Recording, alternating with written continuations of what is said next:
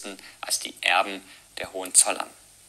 Sie tun so, als ob sie die Tradition Preußens mit der NS-Bewegung versöhnen wollen. Tatsächlich aber lösen sie Preußen wie alle anderen Bundesländer de facto auf. Und jetzt springen wir noch ein bisschen weiter nach vorne. Am 25. Februar 1947, also nach dem Zweiten Weltkrieg, nach der Nazi-Herrschaft, wird Preußen schließlich von den Alliierten, die Deutschland besetzt haben, endgültig aufgelöst. Damit war es das mit dem großen, mächtigen Preußen. Und das war es in aller Kürze mit der Geschichte Preußens. Und ihr merkt, die Geschichte Preußens hängt auch ganz, ganz eng zusammen mit der Geschichte Deutschlands. Ja, wann beginnt man dann? Wir haben es gesehen, irgendwann im 17. Jahrhundert startet sie, die Geschichte Preußens. Wann genau, darüber kann man sich aber streiten. Das Ende ist klarer, haben wir gerade gemerkt, aber auch hier weiß man es nicht sicher. Ist Preußen wirklich erst 1947 verschwunden oder sogar schon 1934 durch die Nazis? Klar ist auf jeden Fall, was bis heute geblieben ist, ist die Faszination, die das Land auslöst. Und viele der preußischen Tugenden gelten auch heute noch als typisch deutsch. Dinge wie Disziplin, Pünktlichkeit, Fleiß und vieles mehr, das sind urpreußische Tugenden. Mich würde mal interessieren, was denkt ihr? Ist Preußen etwas, das Deutschland positiv geprägt hat? Oder sagt ihr, nein, dieser ganze Militarismus und andere Dinge, das ist eher negativ? Was ist eure Meinung dazu? Schreibt es gerne unten in die Kommentare. Bin sehr gespannt, was ihr darüber denkt. Und wenn ihr mehr wissen wollt über die einzelnen Stationen, die wir jetzt hier angesprochen haben, dann schaut euch einfach hier auf dem Kanal um. Wir haben jede Menge Videos rund um die Geschichte. Danke euch fürs Zuschauen. Bis zum nächsten Mal. África, el continente donde nació la humanidad. La huella de nuestro origen comenzó aquí hace más de 200.000 años. Hoy, África es un continente que integra más de 55 naciones independientes, con otros varios estados pidiendo reconocimiento político. África es lastimosamente el continente más pobre de la Tierra, pobre en el sentido comparativo a la riqueza material que poseen las naciones o otros continentes del planeta, porque si hablamos de recursos naturales, en lo que concierne claramente el agua, el petróleo, la capacidad alimentaria, los ríos, las piedras preciosas, los minerales, los metales, las especies endémicas, etc., África está casi a la par o inclusive superior a la riqueza de América Latina en su conjunto. Un continente saqueado por las potencias europeas que fue esclavizado, humillado, y el día de hoy aún estas secuelas y cicatrices están presentes en el continente africano. La unión hace la fuerza, y tal como la Unión Europea y las Naciones Unidas, naciones de todo el mundo se empiezan a agrupar en organizaciones continentales para defenderse mutuamente tanto del comercio como del aspecto militar. Es por eso que se creó la Unión Africana hace un poco más de 18 años. Su objetivo es tal cual el limitar el progreso de la Unión Europea.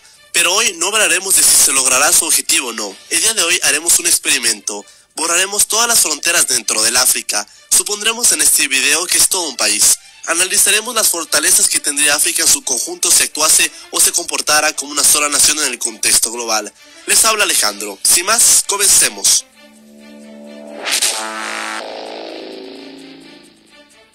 África es el segundo continente más grande y poblado del mundo después de Asia, por lo que si uniéramos a África bajo una sola nación, esta sería la más grande de toda la Tierra con aproximadamente más de 30 millones de kilómetros cuadrados. Para hacernos una idea del país de África, tendría un territorio 9 veces más grande que la Unión Europea y casi un 40% más de territorio que América Latina. La nación africana poseería varios climas diversos en todo el continente. Primero que nada tenemos el desierto del Sahara, el más inhóspito y grande del mundo, con más de 9 millones de kilómetros cuadrados de extensión. Para hacernos una comparación, el desierto del Sahara es más grande que México, Colombia, Venezuela, Ecuador, Perú, Panamá, Bolivia, Chile y Argentina, todos juntos. Inclusive así, el desierto del Sahara solo representaría un 29% del territorio de la nación africana. También estaría presente la selva tropical que está ubicada sobre el trópico de Capricornio y el trópico de Cáncer. Junto con el Amazonas, estas dos selvas tropicales forman parte del pulmón del planeta. El ambiente tropical es rico en términos de biodiversidad. El bosque tropical africano representa el 18% del total mundial y cubre más de 3,6 millones de kilómetros cuadrados de tierra en África Occidental, Oriental y Central. Esta área total se puede dividir en 2,69 millones de kilómetros cuadrados, con 74% en África Central, 19% en África Occidental y 7% en África Oriental. Actualmente la población de la nación africana se remontaría a un total de 1.2 mil millones de personas. En contraste, eso es más que toda la población de las Américas, que da un total de 1.000 millones de habitantes. Aún así, la nación africana se quedaría por detrás de la India y la China con 1.3 y 1.4 mil millones respectivamente. Pero ojo, actualmente África tiene tasas de crecimiento demográfico realmente sorprendentes, con tasas cercanas a los 7 u 8 hijos por mujer. Es de esperarse entonces que la nación africana duplique su población para el año 2050, es decir, tendrá 2.000 millones de habitantes y 3.000 millones de habitantes para el año 2100. Esto creará una enorme presión sobre los otros recursos ya existentes en el África y tendrá que ser considerado como un reto importante, ya que habrá otras regiones como Europa en donde la población en cambio disminuirá. Actualmente ya los 1.000 millones de habitantes africanos representan el 16% de los humanos en el planeta. En el 2050 podrían representar hasta un 27% de los humanos presentes en la Tierra. Así, actualmente las 10 ciudades más pobladas de la nación africana serían las siguientes. 1. El Cairo, 18 millones. 2. Lagos, 17 millones. 3. Kinshasa, 13 millones. 4. Johannesburgo, 13 millones. 5. Luanda, 7 millones. 6. Khartoum, 5 millones. 7. Dar es Salaam, 5 millones. 8. Abidjan, 5 millones. 9. Alexandria, 5 millones.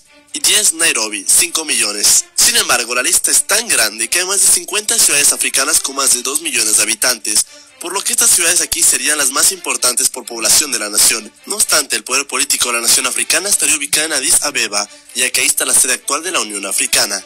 En cuestión de economía, la nación africana tendría un Producto Interno Bruto de 2,2 billones de dólares, posicionándose así como la séptima potencia económica del planeta, por detrás de Francia y por delante de la India. Esto para mí fue realmente un shock, que un continente que posee 1,2 mil millones de habitantes, que comprende más de 54 naciones, solo logre clasificarse como la séptima economía por detrás de un país europeo como Francia, es un dato muy desalentador. Y a continuación explicaré el porqué de esta situación tan injusta. El PIB per cápita de toda la nación africana sería de apenas $1.800 por persona. Solo para comparación, Bolivia es la nación que tiene el PIB per cápita más bajo de Sudamérica, y este se ubica a más de $3.000. Los cálculos nos arrojan que la mitad de la población de la nación africana viviría en la pobreza, con menos de $1.80 por día, lo que se establece como pobreza según el Banco Mundial. Si lo ponemos en perspectiva, un ciudadano alemán poseería 24 veces más riqueza que un ciudadano africano, a pesar que África es 112 veces más grande que Alemania. Y no solamente eso, la nación africana formaría apenas el 2% del comercio mundial, demostrando que África no está para nada integrada a lo que concierne a la economía del planeta. A pesar de aquello, en caso que África se convierta en un país, sería la nación con más recursos naturales de todo el planeta, por encima de Rusia, Brasil, India, China y Estados Unidos. El potencial económico de una África unida sería enorme, automáticamente sería reconocida como una potencia mundial, pero muy pobre. No obstante, la India está en una situación similar. Echemos los números para comparar. La India tiene una población de 1.3 mil millones de personas y actualmente sería la octava economía mundial si África fuese un país. No está tan mal. Después de todo, la India tiene un PIB per cápita mucho menor que la nación africana, con apenas $1.600 por persona. La diferencia crucial aquí es que la India es un país con un territorio de 3.2 millones de kilómetros cuadrados, es decir, apenas el 10% de la nación africana. Por lo tanto, África está en 1000 veces mejores condiciones que la India en caso que fuese una nación para superarla. Los recursos petroleros de gas e hidrocarburos serían muy abundantes en la nación africana. Esta se coronaría con más de 100.000 millones de barriles de reserva en petróleo, coronándose así como la sexta nación de la Tierra con más reservas petrolíferas. Sería asimismo la tercera nación con más agua del planeta, por detrás de Brasil y Rusia, con un total de 3.200 kilómetros cúbicos de agua. No obstante, gracias al crecimiento demográfico, África será uno de los continentes del futuro gracias al crecimiento económico de sus naciones. Por ejemplo, en el año 2050, Nigeria superará a Alemania en tamaño económico, colocándose como la novena economía del mundo.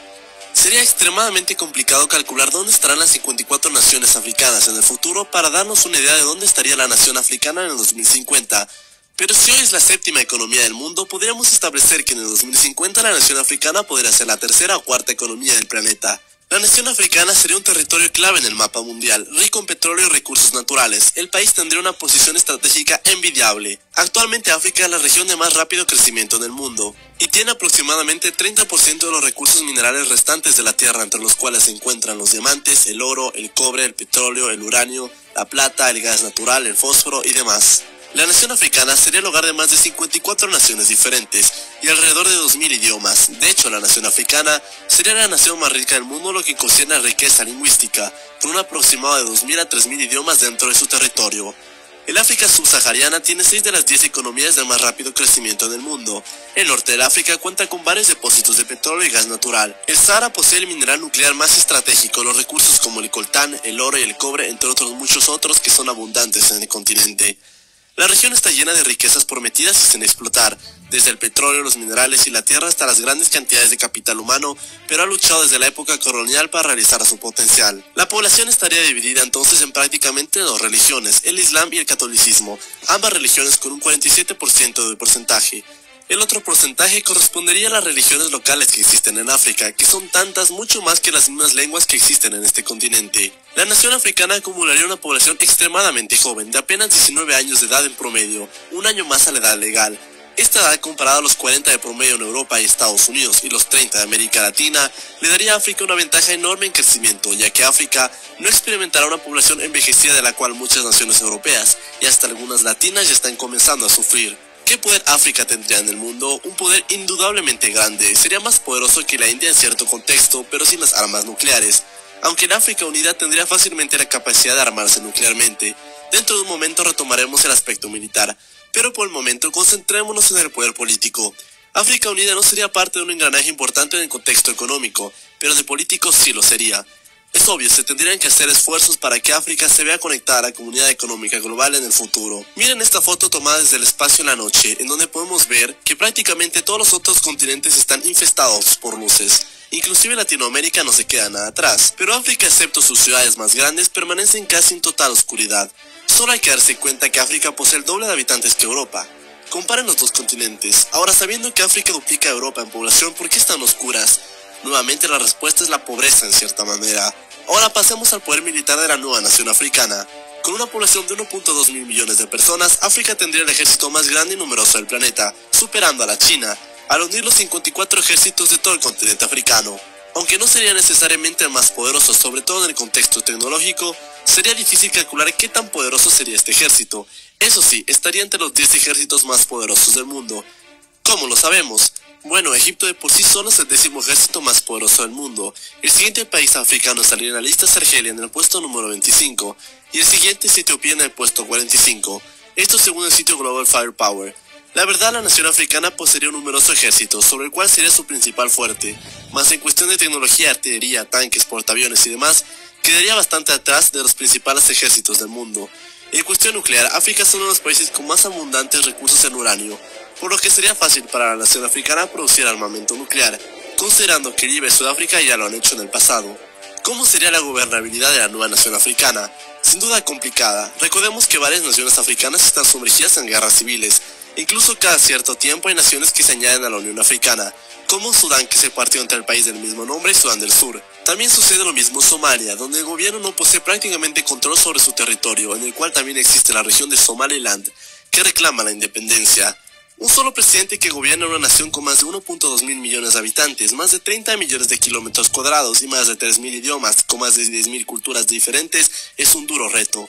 África sería muy poderosa en un contexto político, en organizaciones como las Naciones Unidas, el Banco Mundial, el Fondo Monetario Internacional, etc. Unir a África bajo una sola sería un sueño, pero la verdad es que de por sí sería una bomba demográfica por tantos conflictos que actualmente existen en esta región. Aunque creo que sería una manera eficaz de hacer avanzar a este continente, es un poco impotente ver que Europa es tan rica, desarrollada, poderosa, pero recursos no tienen casi nada comparado a África.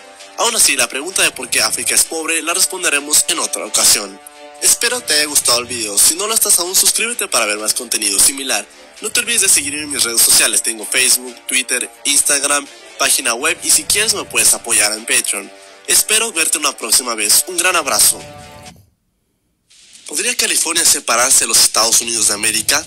Después de la Segunda Guerra Mundial y hasta el día de hoy, existen organizaciones supranacionales que tienen un propósito unificador para evitar justamente las guerras. Entre ellas están, por ejemplo, la Unión Europea, la UNASUR, la Unión Africana, la ASEAN, etc. Podríamos decir que, por ejemplo, la UNASUR, la Unión Africana y el ASEAN están inspiradas en alcanzar un nivel de integración similar al de la Unión Europea. Y al mismo tiempo, la Unión Europea busca llegar al estado de integración de los estados que constituyen los Estados Unidos de América, un país en concreto. Pero inclusive dentro de esta Unión Americana, constituida por 51 estados, cada estado conserva su independencia, leyes estatales y gobierno estatal. ¿Sería posible que California se separase de Estados Unidos? ¿Cuál es la vía legal para hacerlo? Vamos a averiguarlo. Comencemos.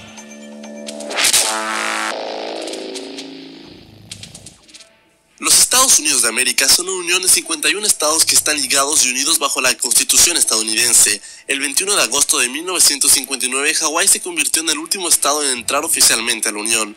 Ningún estado ha intentado jamás o ha querido salir de la Unión, al menos oficialmente, es decir, obtener la independencia de Estados Unidos. Cuando vemos el poder o influencia que puede tener cada estado por separado, podemos empezar a entender por qué hay algunos estados que quieren separarse de la Unión. Por ejemplo, California de por sí sola sería la sexta potencia mundial, un país casi tan poderoso como Francia. Texas sería la octava y el estado de Nueva York sería la 13ª potencia. Esos monstruos industriales de Estados Unidos es lo que hace que justamente esta nación sea la más poderosa de la Tierra. Pero a raíz de los tiempos políticos actuales, con un Brexit que podría quebrar al Reino Unido en 4, una España a punto de perder a Cataluña y una ola de movimientos independentistas alrededor del planeta, la elección del presidente Donald Trump provocó un terremoto geopolítico en la nación y en el estado más poderoso de Estados Unidos, California, tradicionalmente demócrata, donde casi un tercio de la población es hispana o de origen hispano, rechazó con claridad la elección de Trump, amenazando con efectuar un futuro referéndum para separarse de los Estados Unidos. Pero ¿es esto legalmente posible? ¿Cuál sería el proceso para California de separarse de los Estados Unidos? La Constitución estadounidense establece el procedimiento de entrada para un estado, mas sin embargo no hay ninguna reglamentación que estipule el proceso para que un estado salga. Sin embargo, hay algunos parámetros que impiden legalmente que California salga de la Unión. Para que se pueda hacer legalmente, se debería hacer un proceso largo y muy difícil. El primer paso comienza con un referéndum. La principal organización independentista de California, California Yes, afirma tener las 400.000 firmas necesarias para activar un referéndum para el año 2018 o 2019. Dependiendo de este resultado, en caso de ser positivo, se procederá a la siguiente etapa. Con un 50% o más de los votos en un referéndum de independencia, California debería enmendar la Constitución estadounidense para poder tener una salida legal de la Unión.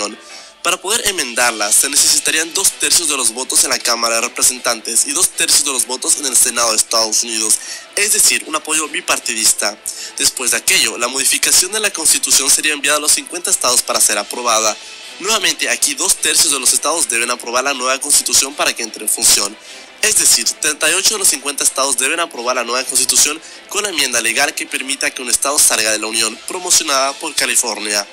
Después de la Guerra Civil estadounidense, Washington se aseguró que existan bloqueos legales que impidan a los estados separarse por su voluntad, atándolos a la Constitución estadounidense. Además, con los requisitos como los 2/3 en ambas cámaras y la necesidad de que la nueva Constitución sea adoptada por 2/3 de los estados, es prácticamente imposible legalmente que California u un otro estado salga legalmente de la Unión. Tan solo imaginar la idea de promover una nueva enmienda a la Constitución que permita a California y otros estados, dicho sea de paso, la manera legal de salir de la Unión, sería un terremoto político que el Senado y el Congreso jamás aprobarían algo así.